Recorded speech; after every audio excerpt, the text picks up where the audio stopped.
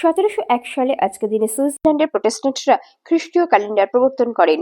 1770 সালে আজকের দিনে দক্ষিণ ক্যারোলিনার চার্লসটনে জনগণের জন্য প্রথম ঔপনিবেশিক জাদুঘর খোলা হয়। 1848 সালে আজকের দিনে ভারতের গভর্নর জেনারেল লর্ড ডালহৌসি কলকাতায় আসেন।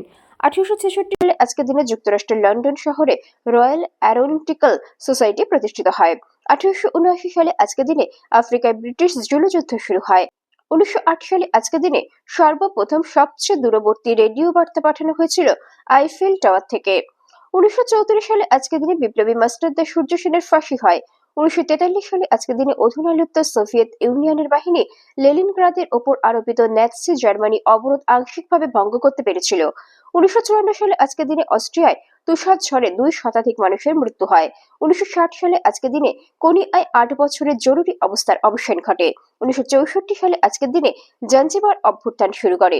1966 সালে আজকের দিনে লিওন বীর জনসন ঘোষণা করেন যে দক্ষিণ ভিয়েতনামে যুক্তরাষ্ট্রের অবস্থান করা উচিত ততদিন পর্যন্ত যতদিন কমিউনিস্ট আগ্রাসন থাকবে।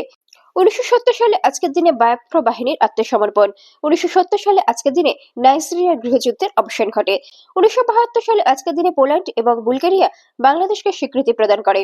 1973 সালে আজকের দিনে ইয়াসির আরাফাত দ্বিতীয় বার পিএলওর প্রধান হিসাবে নির্বাচিত হয়েছিলেন।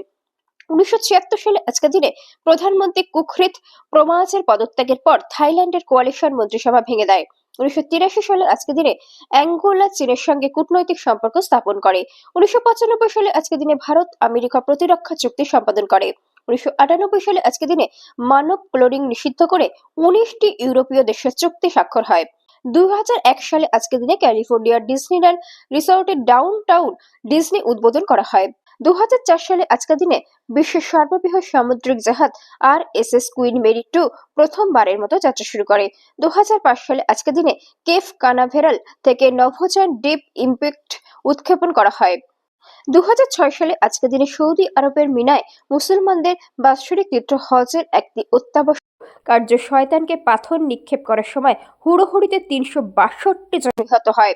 2010 সালে আজকের দিনে হাইতি ভূমিকম্প সংঘটিত হয়, যাতে আনুমানিক 3,16,000 মানুষ নিহত হয়েছিল ও রাজধানী পোর্ট আউট প্রিন্স অধিকাংশই ক্ষতিগ্রস্ত হয়।